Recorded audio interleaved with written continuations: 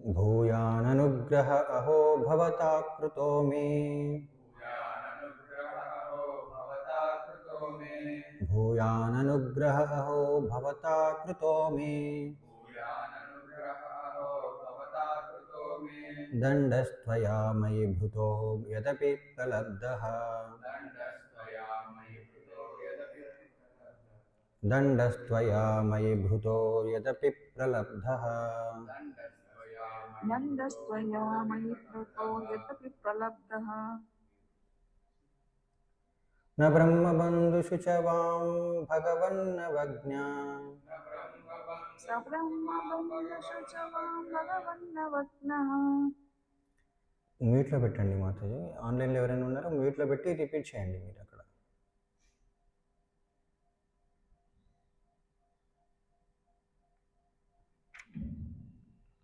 न ब्रह्मबन्धुषु च वां भगवन्नवज्ञा तुभ्यं हरेश्च कुत एव धृतव्रतेषु दक्ष उवाच भूयाननुग्रह अहो भवता कृतो मे दण्डस्त्वया मयि भूतो यदपि प्रलब्धः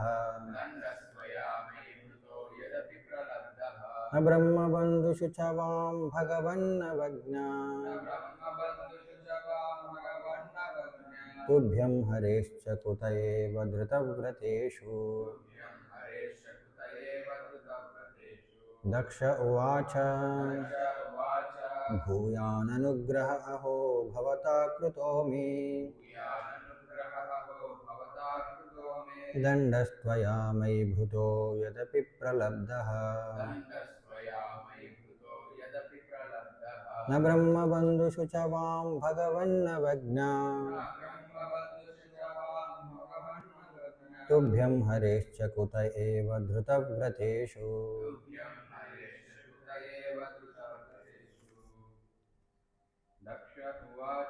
दक्ष उवाच भूयाननुग्रह अहो भवता कृतो मे दण्डस्त्वया मयि भूतो यदपि प्रलब्धः न ब्रह्मबन्धुषु च वां भगवन्नवज्ञा तुभ्यं हरेश्च कुत एव धृतव्रतेषु दक्ष उवाच भूयाननुग्रहो भवता कृतो मे दण्डस्त्वया मयि भूतो यदपि प्रलब्धः न ब्रह्मबन्धुषु च वां भगवन्नवज्ञा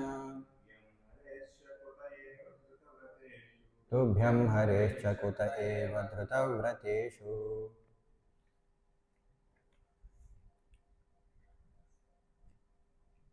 చెప్తారా ఎవరైనా ఆన్లైన్లో उवाच भूयाननुग्रहो भवता कृतो मे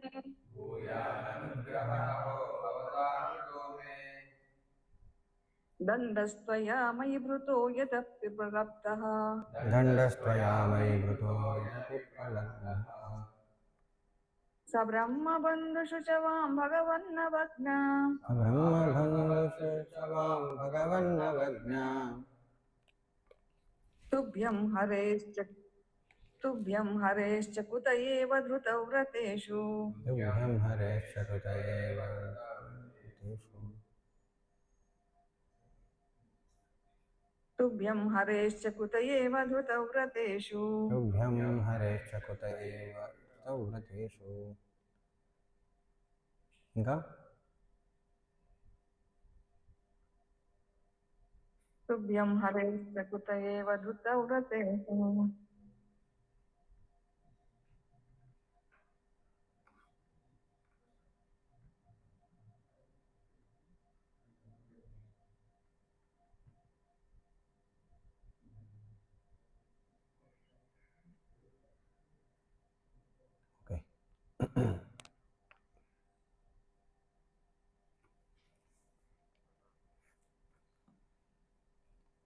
दक्षः दक्ष प्रजापति उवाच पलिकेनु भूयान् గొప్ప అనుగ్రహమును అహో అహో భవతా నీచే కృతః చూపబడినది మే నాపై దండః శిక్ష త్వయా నీచే మయి నాకు భృతః ఉనరింపబడినది.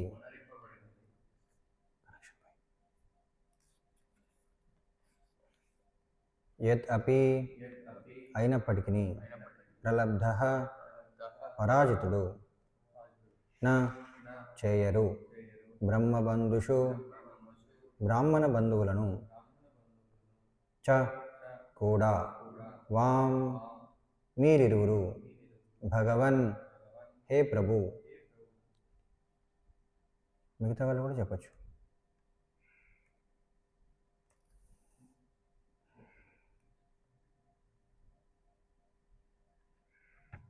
అవజ్ఞ ఉపేక్ష నిర్లక్ష్యము తుభ్యం మీరు హరేహే చ విష్ణు భగవానుని యొక్క కుతః ఎచ్చట ఏవ నిక్కముగా ధృతవ్రతేషు యజ్ఞ నిర్వహణారతుడగు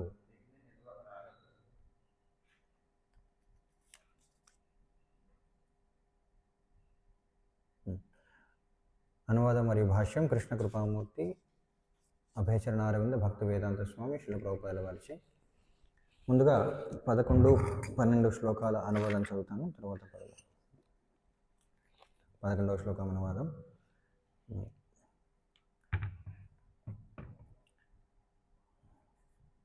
ఓకే, 11వ శ్లోకం. భవస్తవాయ కృతధీర్నా శక్నోదనురాగతః ఔత్కంఠ్యాభ్యాష్పకలయా సంపరేతాం సుతాం స్మరన్. దక్షుడు శివుని స్తుతింపగోరినను తన కుమార్తెయగు సతీదేవి మరణము తలపునకు రాగా అతని నయనములు జలపూర్ణములయ్యను. శోకముచే గొంతు పూడుకుపోగా ఒక్క మాటనైనను అతడు పలకజాలకపోయాను. 12. మనః. హరే కృష్ణ మీట్లో ఉన్నారు ప్రభుజీ, రణస్వరం. ఓకే, 11వ శ్లోక అనువాదం. దక్షుడు శివుని స్తుతింపగోరినను తన కుమార్తెకు సతీదేవి మరణము తలపునకు రాగా అతని నయనములు జలపూర్ణములయ్యను. శోకముచే గొంతు పూడుకుపోగా ఒక్క మాటనైనను అతడు పలకజాలకపోయాను. కృచ్ఛ్రాత్సంస్తభ్య చ మనః ప్రేమ విహ్వలిత సుధీః శశంస నిర్వ్యలీఖేన భావేనేశం ప్రజాపతి. ప్రేమానురాగములచే విహ్వలుడైన దక్షుడు ఆ సమయమున తిరిగి స్మృతిని పొందిను. గొప్ప యత్నముతో అతడు మనసును శాంతపరిచి ఉద్వేగమును నిగ్రహించుకొనుచు నిష్కపట భావముతో శివుని ఇట్లు స్తుతించసాగను. 13వ శ్లోకం. దక్ష ప్రజాపతి పలికెను, ఓ పరమశివ, నేను నీ ఎడ ఘోర అపరాధమునర్చితిని. అయినను కరుణాంతరంగుడవగు నీవు నన్ను అనుగ్రహ వంచితుని చేయక కఠినముగా శిక్షించి గొప్ప అనుగ్రహమును చూపితివి. నీవు మరియు విష్ణువు బ్రాహ్మణ బంధువులనైనను నిర్లక్ష్యపరువరు. అయినచో యజ్ఞ నిర్వహణారతులమగు మమ్మేల మీరు నిర్లక్ష్యపరుతురు.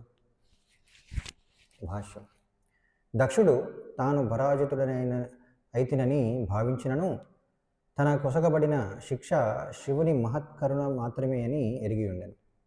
శివుడు మరియు విష్ణువు ఏనాడును బ్రాహ్మణులను అనగా వారు యోగ్యులు కాకపోయినను నిర్లక్ష్యపరుపరని అతడు తలుచుకొనెను. వైదిక విధానమును అనుసరించి బ్రాహ్మణ వంశీయుని ఎన్నడూను కఠినముగా దండించరాదు.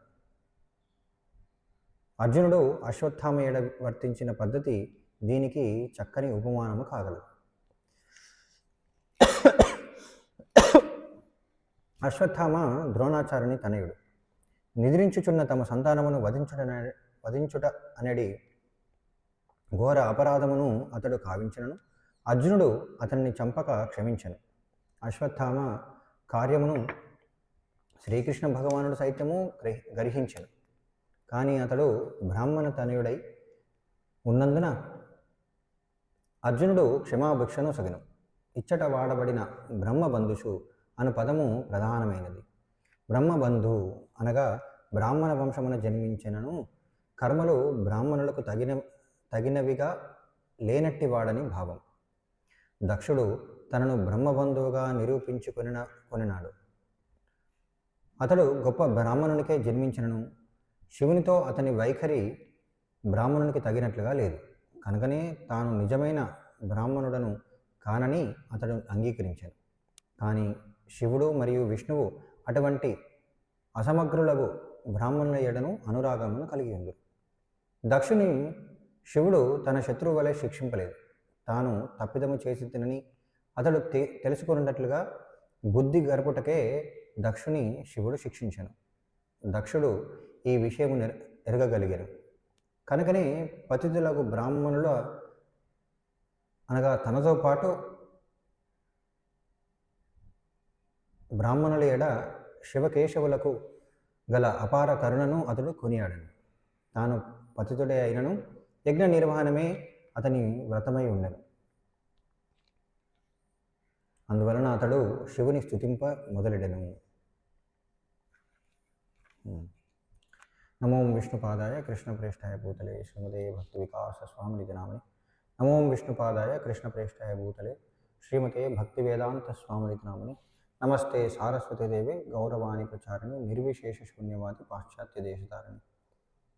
వందేహం శ్రీగురో శ్రీతపదగమనం శ్రీగురోన్ వైష్ణవాంశ్చ శ్రీరూపం సాగరజాతం సహగణ రఘునాథాన్వితం తం సజీవం సాద్వైతం సావధూతం పరిజన సహితం కృష్ణ చైతన్య దేవం శ్రీ రాధాకృష్ణపాదాన్ సహగణ లలితా శ్రీ విశాఖాన్వితాంశ్చ. జయ శ్రీకృష్ణ చైతన్య ప్రభు నిత్యానంద శ్రీ అద్వైత గదాధర శ్రీవాసాది గౌర భక్తవృంద. హరే కృష్ణ కృష్ణ కృష్ణ హరే హరే హరే రామ రామ రామ హరే హరే. హరే కృష్ణ. క్రితం శ్లోకంలో మనం చూసాం, దక్షుడు ఎప్పుడైతే శివుడి చేత మందలింపబడ్డాడో మనం సాధారణంగా దాన్ని శిక్ష అనం. ఎందుకంటే శివుడు దక్షుడి పట్ల ఈర్షాద్వేషాలతో కాకుండా తనను సరిదిద్దాలనే ఉద్దేశంతోనే తనను శిక్షించాలని చెప్పాడు. అందుకని దాన్ని శిక్ష అనకుండా ఏమంటారు? దండన అంటారు. శిక్ష దండనకి తేడా ఏంటి? అంటే నేను అందుకని ఏమన్నానంటే మందలింపు అని అన్నాను. మందలింపు అంటే కేవలం మాటలతో చెప్పాను. కానీ ఇక్కడ మాటలే కాకుండా మరి తన దక్షుడి యొక్క శిరస్సు కూడా ఛేదించబడింది. అది మందలింపు కాదు, శిక్ష. అందుకనే ఇక్కడ శిక్ష అనే పదం వాడాను అన్నమాట కదా. దేవతలందరూ శిక్షింపబడ్డారు. శివుడు చివరికి దక్షుడు కూడా పెద్ద శిక్షనే విధింపబడింది. ఆయన జీవితం అంతా కూడా గుర్తుండిపోయే విధంగా శిక్ష విధింపబడింది, అంతే కదా. తల పూర్తిగా జంతువు తల అంటే అది ఎప్పుడు చూసుకోక తప్పదు, అవునా కదా. కానీ దక్షుడు ఎప్పుడైతే మరి తిరిగి చైతన్యాన్ని పొందాడో, తిరిగి మేల్కొన్నాడో, మరి అప్పుడు తన యొక్క ప్రవర్తన ఎలా ఉందంట? వెంటనే ఆయన శివుణ్ణి స్తుతించడం మొదలుపెట్టాడంట. స్తుతించాలనుకున్నాడు, కానీ తన కుమార్తెకు సతీ మరణాన్ని విన్న తర్వాత ఏమనిపించిందంట? అతని నయనములు అశ్రుపూర్ణములయ్యాయంట. ముందు అయితే బాగుండేది కదా, అవునా కదా. ముందే ఆలోచించి ఉంటే బాగుండేది. చూడండి, మరి మనం భగవద్గీతలో చూస్తాం, అర్జునుడు కూడా ఇలాంటి పరిస్థితి వచ్చింది. తన బంధువులందరినీ ధర్మం కోసం వాళ్ళని యుద్ధంలో ఎదుర్కోవాల్సి వచ్చింది. కానీ అప్పుడు అర్జునుడు ఏమన్నాడు?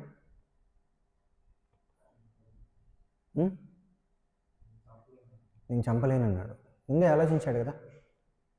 బంధువులని ధర్మమైన అధర్మమైన, మరి బంధువుల్ని ధర్మం అనేది తెలుసు, కానీ ధర్మమైనా సరే బంధువుల్ని మనం సంహరించిన తర్వాత అది ఎంతవరకు సరి అయినది?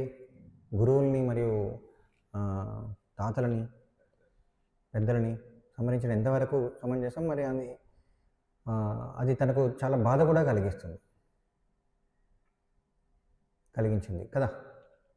అందుకని ముందు ఆలోచించాడు. కాబట్టి అర్జునుడు ఏంటంటే అఫ్కోర్స్ సత్వగుణం కంటే కూడా ఉన్నత గుణంలో ఉన్నాడు. కానీ దక్షుడు మనం ఇంతకుముందు చర్చించుకున్నాం. దక్షుడు మరి యజ్ఞ నిర్వహణ చేస్తున్నాడు, శాస్త్రాలను పాటిస్తున్నాడు.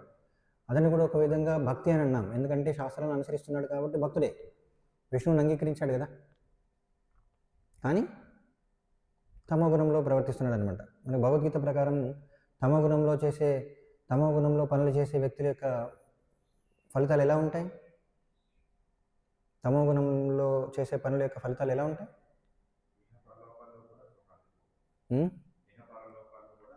సుఖాన్ని బాబు. కానీ ముందు సత్వగుణంలో ఏదైనా పని చేసినట్లయితే ముందు ప్రియంగా అనిపించదు, చివరికి సుఖం కలుగుతుంది, ఆనందంగా ఉంటుంది. అవునా కదా. రజోగుణంలో చేసే పనులు ఎలా ఉంటాయి? ముందు ఆనందాన్ని ఇస్తాయి, చివరికి దుఃఖాన్ని ఇస్తాయి.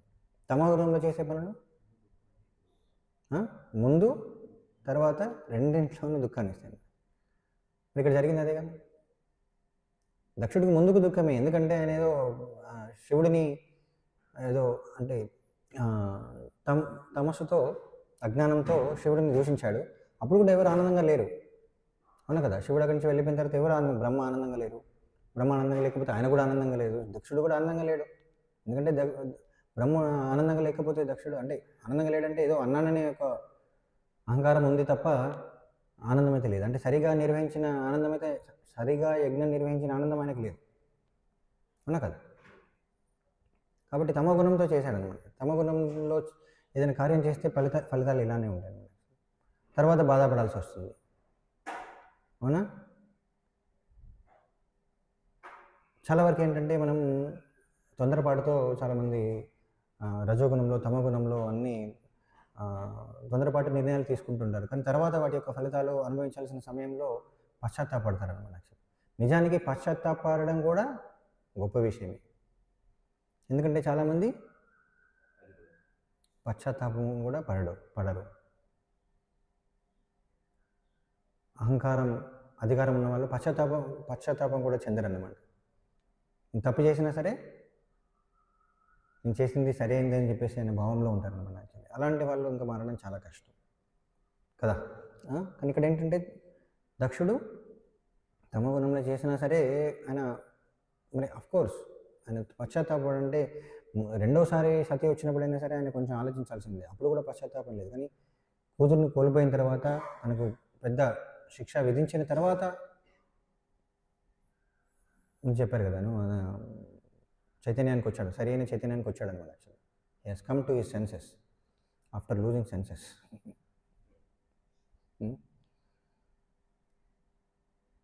అలాంటి పరిస్థితి ఏర్పడింది అనమాట. యాక్చువల్లీ అప్పుడు ఏం చేశాడంట, ప్రేమానురాగములచే దక్షుడు తిరిగి స్పృహ పొంది శివుణ్ణి కీర్తించడం మొదలుపెట్టాడు.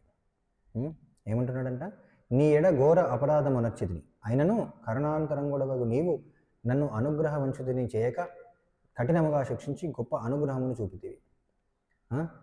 సాధారణంగా మరి మళ్ళీ తప్పు చేస్తే, పెద్ద తప్పు చేస్తే ఎవరు క్షమించరు.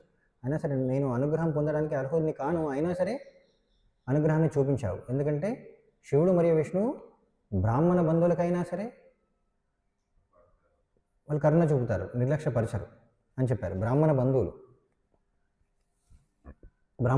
అంటే బ్రాహ్మణ లక్షణాలు, బ్రాహ్మణ కుటుంబంలో పుట్టినను బ్రాహ్మణ లక్షణాలు లేని వాళ్ళను బ్రహ్మ బంధువు అంటారు. బ్రాహ్మణ బంధువు వాళ్ళ యొక్క ప్రవర్తన బ్రాహ్మణులకు అనుగుణంగా ఉండదన్నమాట. బ్రాహ్మణులకు అనుగుణంగా ఉండాలంటే ఏం చేయాలి? బ్రాహ్మణులకు అనుగుణంగా ఉండాలంటే బ్రాహ్మణ లక్షణాలు ఏంటి? వాళ్ళు ఎప్పుడు కూడా గౌరవాన్ని కాంక్షించారన్నమాట. నిజంగా బ్రాహ్మణులు అంటే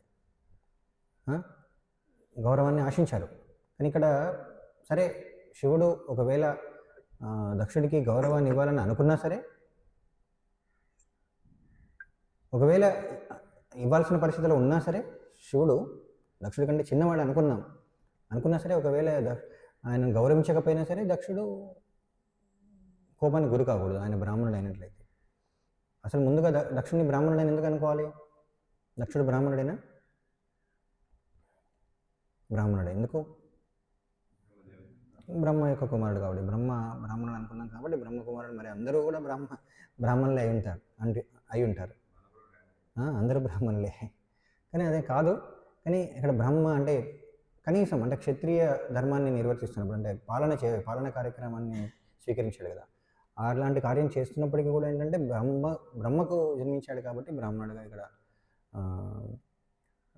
పరిగణింపబడ్డాడు అనమాట. యాక్చువల్ అలా చూసినా సరే మరి ఆయన బ్రాహ్మణులాగా ప్రవర్తించలేదు. అలా చూసినట్లయితే ఆయన బ్రాహ్మణులాగా ప్రవర్తించలేదు. ఆయన శివుడి నుండి గౌరవాన్ని ఆశించకుండా ఉండాల్సింది. అలా ఆశించడం వల్లనే మరి ఇలా ప్రవర్తించాల్సి వచ్చింది. తన శివుడిని అపార్థం చేసుకున్నాడు. కానీ ఇక్కడ ఏమంటున్నాడంటే అలా అయినప్పటికీ కూడా శివుడు మరియు విష్ణువు మాత్రం అలాంటి బ్రాహ్మణ బంధువులను కూడా క్షమిస్తారంట. నిర్లక్ష్యపరచకుండా వాళ్ళని క్షమించడమే కాకుండా నిర్లక్ష్యపరచడం కూడా చేయరంట. నిర్లక్ష్యపరచడం ఏంటి? ఇగ్నోర్ చేయడం. విడిచిపెట్టచ్చు, ఈ కర్మ నువ్వు అనుభవించండి. అలా కాకుండా ఏం చేశాడు శివుడు? వాళ్ళు సరిదిద్దాడు అనమాట. దక్షుడిని సరిదిద్దాడు. అది గొప్ప విషయం. అంటే దక్షుడు ఇక్కడ ఏం చేస్తున్నాడంటే తన తప్పును అర్థం చేసుకొని శివుడు తనని శిక్షించినందుకు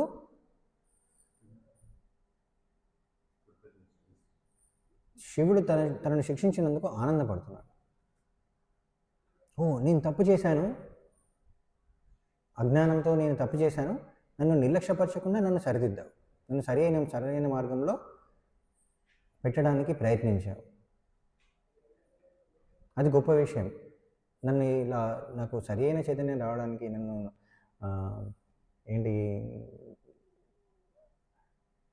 సక్రమంగా సరిదిద్దినందుకు కృతజ్ఞతలని చెప్తున్నాడు అనమాట. యాక్చువల్ గొప్ప విషయం కదా. మనలో ఎంతమంది మనం తప్పు చేసినప్పుడు ఎవరైనా సరిదిద్దితే అంగీకరించడానికి సిద్ధంగా ఉంటాం? ఎవరైనా సరే మనల్ని మందలిస్తే, మనల్ని శిక్షిస్తే ఆనందపడ్డ వాళ్ళు ఎవరైనా ఉన్నామా? నేను చేయట్లేదు, చేయొద్దండి చూపించాను అంతే, చేయట్లేదు. చేయొద్దండి, ఆన్లైన్లో కూడా హ్యాండ్ రైజ్ చేయొచ్చు. ఎవరైనా సరే మిమ్మల్ని శిక్షిస్తే, లేకపోతే ఏమంటారు మందలిస్తే ఆనందపడ్డవారు ఎవరున్నారు? తల్లిదండ్రులు కాకుండా. తల్లిదండ్రులు కాకుండా ఎవరైనా మందలిస్తే ఆనందపడ్డ వాళ్ళు ఎవరున్నారు? చూడండి, చాలా తక్కువ కదా. సాధారణంగా మన తల్లిదండ్రులు మనల్ని మందలిస్తే మనం అంతగా బాధపడం. ఒక్కోసారి ఏంటంటే తల్లిదండ్రులు మందలించినా సరే మనకి కోపం వస్తుంది అనమాట. కోపం వస్తుంది, కానీ ఏం చేయలేం కాబట్టి వాళ్ళ యొక్క మందలింపుని కొన్నిసార్లు చాలాసార్లు స్వీకరిస్తాం.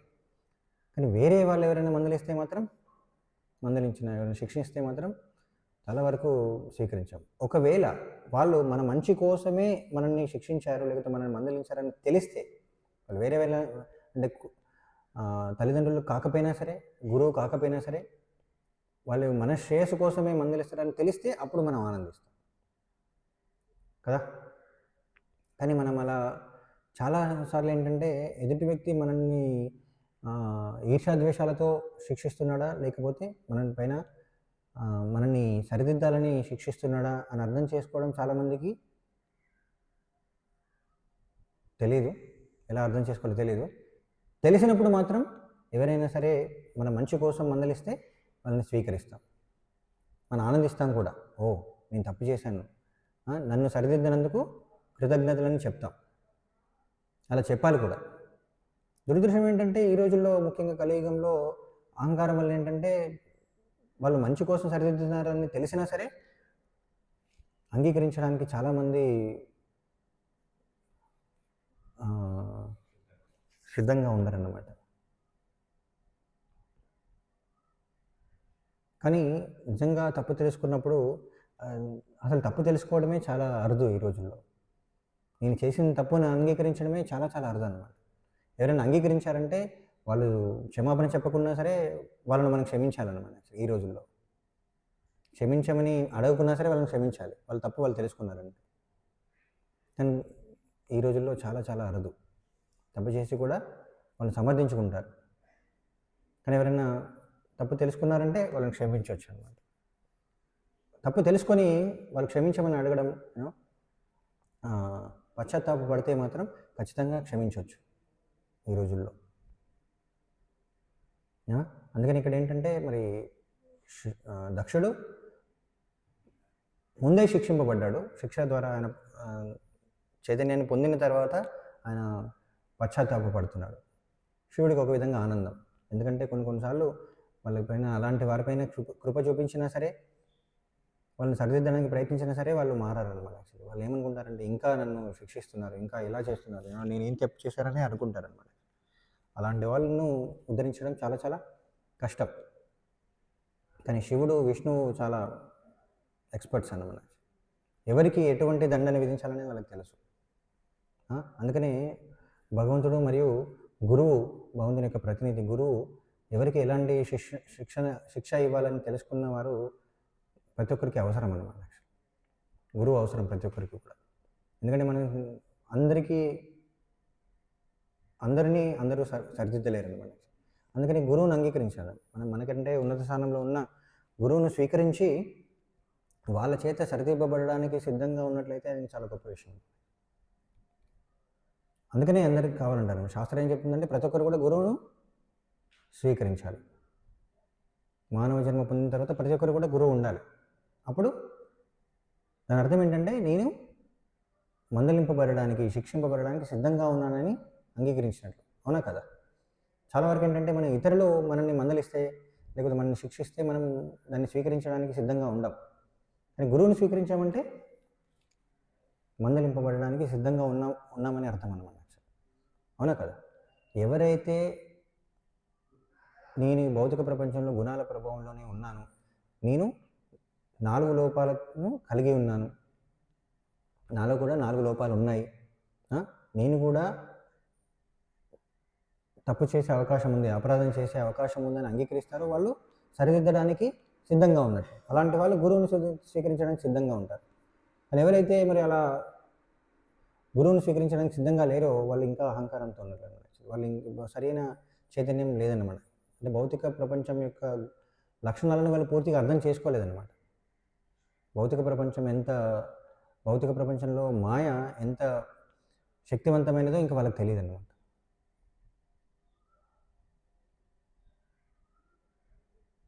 మా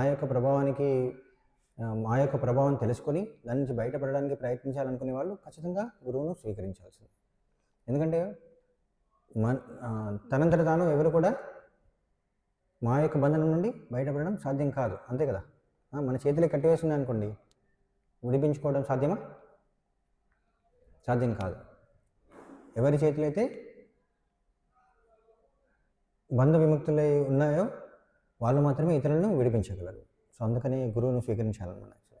సో అలా కాబట్టి ఒకరి చేత మందలింపబడడానికంటే ముఖ్యంగా గురువు చేత, తల్లిదండ్రుల చేత, మన మంచి కోరే వాళ్ళ చేత మందలింపబడడానికి, సర్దింపబడడానికి సిద్ధంగా ఉండడం అనేది అది గొప్ప విషయం అన్నమాట. ఎందుకంటే ప్రతి ఒక్కరు కూడా భౌతిక ప్రపంచంలో తప్పు చేసే అవకాశం ఉంది. ముఖ్యంగా ఇలాంటి దక్షులు లాంటి ఉన్నత స్థానంలో ఉన్న వాళ్ళకు కూడా గురువు అవసరం అన్నమాట.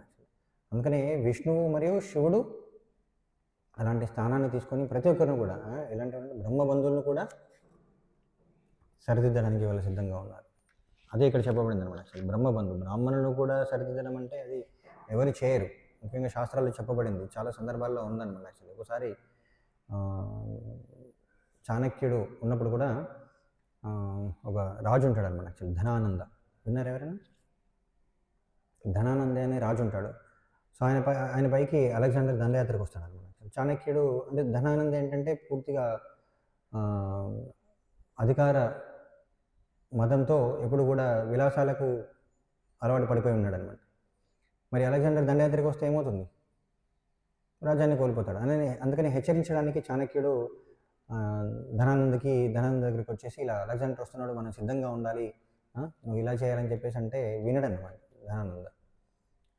ఏంటి నువ్వు ఇలా వినవని మళ్ళీ చెప్పడానికి ప్రయత్నిస్తే చాణక్యుడిని శిక్షించడానికి చూస్తాడనమాట. నన్ను అనవసరంగా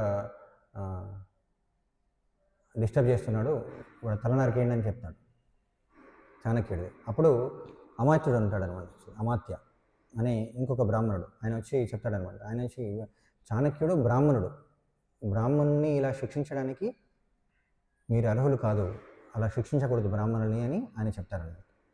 అప్పుడు ధనానంద ఏం చేస్తాడంటే సరే అయితే ధనానంద ఏం చేస్తాడంటే సరే అయితే వాడిని తల నరకేయకుండా రాజ్యం నుండి వెలివేయండి అని చెప్తాడు.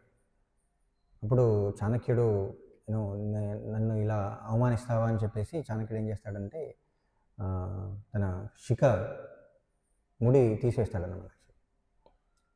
ముడి తీసేసి చెప్తాడు, నిన్ను ఖచ్చితంగా నీ యొక్క రాజసింహాసనం నుండి దించే వరకు నేను నా శిఖ ముడి వేసుకోనని చెప్తాడు. బ్రాహ్మణులకు శిఖ ముడి వేసుకోవడం అంటే చాలా ముఖ్యం. ఏ బ్రాహ్మణ కార్యక్రమం చేయాలన్నా సరే తప్పకుండా శిఖ ముడి వేసుకోవాలన్నమాట. ఏ పవిత్ర కార్యం చేయాలన్నా సరే శిఖ ముడి వేసుకొనే ఉండాలి. శిఖ ముడి వేసుకోకపోతే అది పవిత్రమైన కార్యం కాదు. అందుకని మనం ఉదయం నుండి తిలకం పెట్టుకోవాలన్నా సరే, మంత్రాలు జపించాలంటే ఖచ్చితంగా శిఖ ముడి వేసుకొని ఉండాలన్నమాట. మరి శిఖ ముడి విప్పడంటే దాని అర్థం ఏంటి?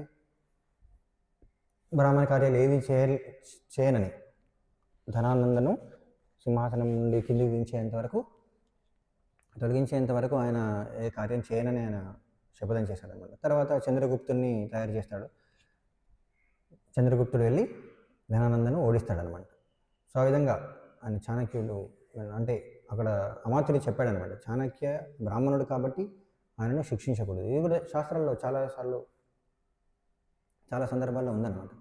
ఇంకొకసారి మనకు మహాభారతంలో కూడా మహాభారతం రకరకాల వర్షన్స్ ఉన్నాయి.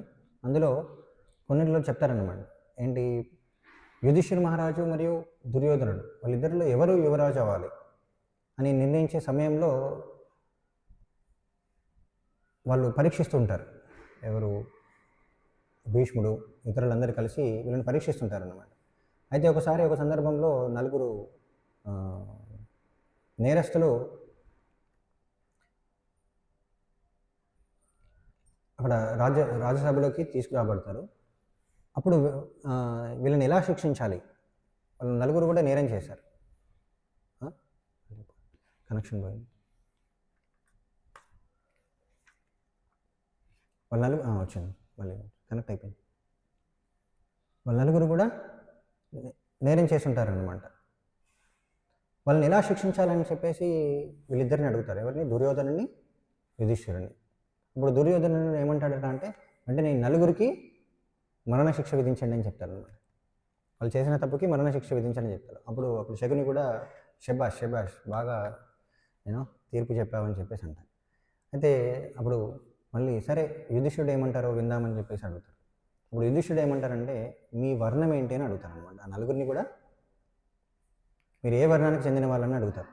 అప్పుడు ఒకతను శూద్రుడు అని చెప్తాడు. నేను శూద్రుడిని అని చెప్తే అప్పుడు యుధిష్ఠిరుడు చెప్తాడు అనమాట, ఓకే నువ్వు శూద్రుడివి, నువ్వు చేసిన నేరానికి నీకు మరణదండన విధిస్తున్నామని చెప్తాడు. తర్వాత ఇంకొకతను వైశ్యుడు అని చెప్తాడు. నువ్వు వైశ్యుడు కాబట్టి నీకు 64 సంవత్సరాలు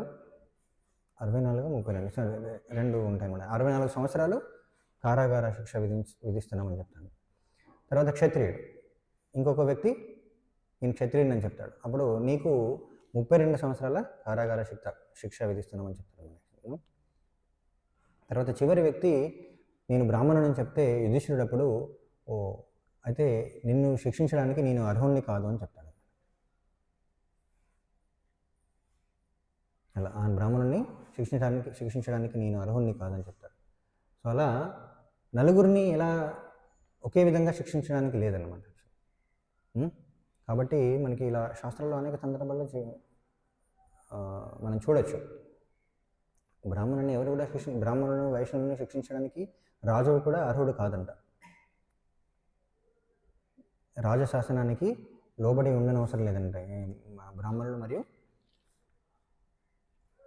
వైష్ణవులు. సో అలా ఆ సందర్భంలో కూడా మనం చూసాం. సో అందుకని అప్పుడు తర్వాత యుధిష్ఠిరుని యువరాజుగా నిర్ణయిస్తారన్నమాట. కానీ మన తర్వాత ఏందో మనకు తెలుసు, దుర్యోధనుడు ఆయన పైన ద్వేషం పెంచుకొని అలా. ఎనీవేస్ అది అయినప్పటికీ కూడా ఇక్కడ ముఖ్యమైన విషయం ఏంటంటే బ్రాహ్మణులను శిక్షించడానికి క్షత్రియుడు కూడా అర్హుడు కాదు.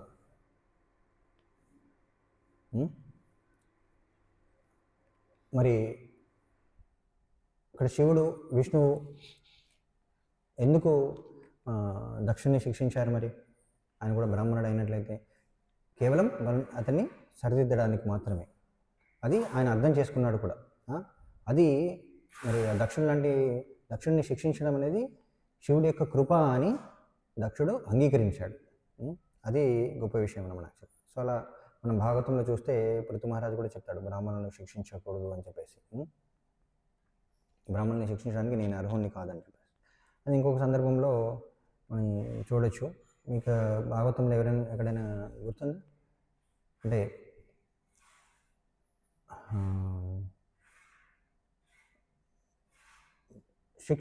శిక్షించకూడని వాళ్ళను శిక్షించిన సందర్భాలు ఏమైనా ఉన్నాయా మీకు గుర్తుండే? అంబరీష్ మహారాజు దుర్వాసముని అంబరీష్ మహారాజును సరిదిద్దాలనే భావంతో కూడా శిక్షించలేదు. ఎలా శిక్షించాడు మరి? ద్వేషంతో, పూర్తి ద్వేషంతో శిక్షించాడు అనమాట. అది సరి అయిన శిక్ష కాదు, అవునా కదా? ఆయన పూర్తిగా ద్వేషంతో శిక్షించాడు అనమాట. అలా కాకుండా ఇంకా ఏమైనా ఉదాహరణలు?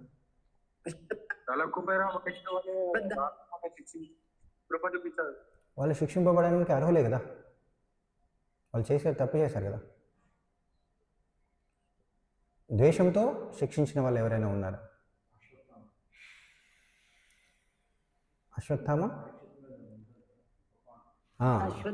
అశ్వత్థామ పరీక్షితును శిక్షించాడు, అంటే దండించాలనుకోవడం. సో అలా ద్వేషంతో. ఇంకా అశ్వత్థామ ఉపపాండవులను చంపినప్పుడు అర్జునుడు క్షమిస్తాడు. ఎందుకు? బ్రాహ్మణుడు అని చెప్పేసి. ఇదేంటంటే అక్కడ శిక్ష అనేది అంటే అది ద్వేషంతో శిక్షించడం కాదు. అశ్వత్థామని శిక్షించారు కానీ ఆయన సరిదిద్దడానికి శిక్షించారు అన్నమాట, ద్వేషంతో కాదు. కృష్ణుడు కూడా దాన్ని అంగీకరించాడు. కృష్ణుడు కూడా అశ్వత్థామ చేసిన పనిని మనకు అదే ఇక్కడ ఉదాహరణ అదే చెప్పారు కదా ఈ భాషలో. అశ్వత్థామ చేసిన అది పెద్ద తప్పు, కృష్ణుడు కూడా అంగీకరించాడు. అయినా సరే కేవలం ఆయన బ్రాహ్మణుడి యొక్క కుమారుడని అర్జునుడు ఆయన విడిచిపెట్టడం జరిగింది అన్నమాట. సో అది మంచి శిక్ష. అంతేకాకుండా విదురుడు కూడా ధృతరాష్ట్రుని శిక్షిస్తాడు, అంటే మందలిస్తాడు. ధృతరాష్ట్రుడు దాన్ని అంగీకరిస్తాడు కూడా, అవును నేను చేసింది తప్ప అని చెప్పేసి అంగీకరిస్తాడు. అది మంచి కోరి వాళ్ళను మందలించడం అన్నమాట. సో అలా కాకుండా మనకి ద్వేషంతో మందలించడం అంటే మనం దుర్వాసముని చూసాం, పూర్తి ద్వేషంతో.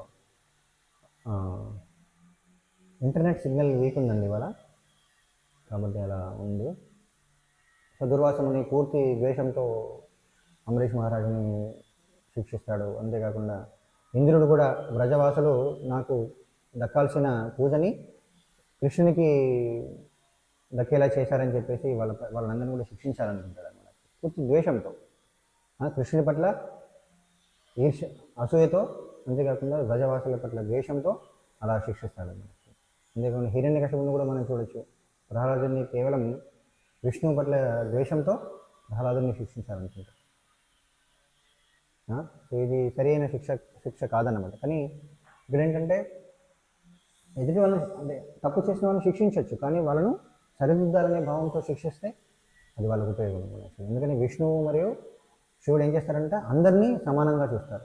బ్రహ్మ బంధువులను కూడా వాళ్ళ యొక్క కృపకు పాత్రలుగా చేస్తారు. బ్రహ్మ బంధువులనే కాదు, అందరినీ కూడా, ప్రతి జీవిని కూడా, రాక్షసులను కూడా సరైన మార్గానికి ఎలా తీసుకురావాలని అలా ఆలోచిస్తారు. అది వాళ్ళ యొక్క గొప్పతనం. ఆ విషయమే ఇక్కడ శ్లోకంలో చెప్తున్నారు. కనుకనే పతితులకు బ్రాహ్మణులతో పాటు పతితులకు బ్రాహ్మణుల ఎడ శివకేశవులకు గల అపారణ కరుణను అతడు కొనియాడాడు. తాను పతితుడు అయినను యజ్ఞ నిర్వహణమే అతని వ్రతమై ఉండేది. తను బ్రాహ్మణులాగా ప్రవర్తించలేదు, కానీ బ్రాహ్మణ కార్యాలు చేయాలనుకున్నాడు అన్నమాట, యజ్ఞాలు చేయాలి. అదే తన ధర్మాన్ని తను నిర్వర్తించడానికి సిద్ధంగా ఉన్నాడు కాబట్టి అది గొప్ప విషయమే. కాబట్టి అలా అంటే శాస్త్రాలను అనుసరించడానికి సిద్ధంగా ఉన్న వాళ్ళు, ధర్మాన్ని నిర్వర్తించాలని తెలుసుకున్న వాళ్ళను సరిదిద్దడం సాధ్యమవుతుంది. కానీ పూర్తిగా రాక్షస స్వభావం ఉన్న వాళ్ళను సరిదిద్దడం కష్టం. వాళ్ళకి తీవ్రమైన శిక్ష విధించాల్సిందే అన్నమాట. అలా. హరే కృష్ణ. ఏమైనా సందేహాలు?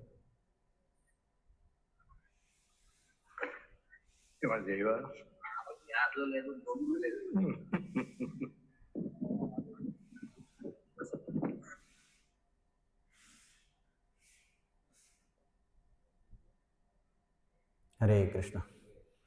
ग्रंथराज श्रीमद्भागवतम की जय. श्रील प्रभुपाद की जय. वाञ्छाकल्पतरुभ्यश्च कृपा सिन्धुभ्यैव च पतितानां पावनेभ्यो वैष्णवेभ्यो नमो नमः.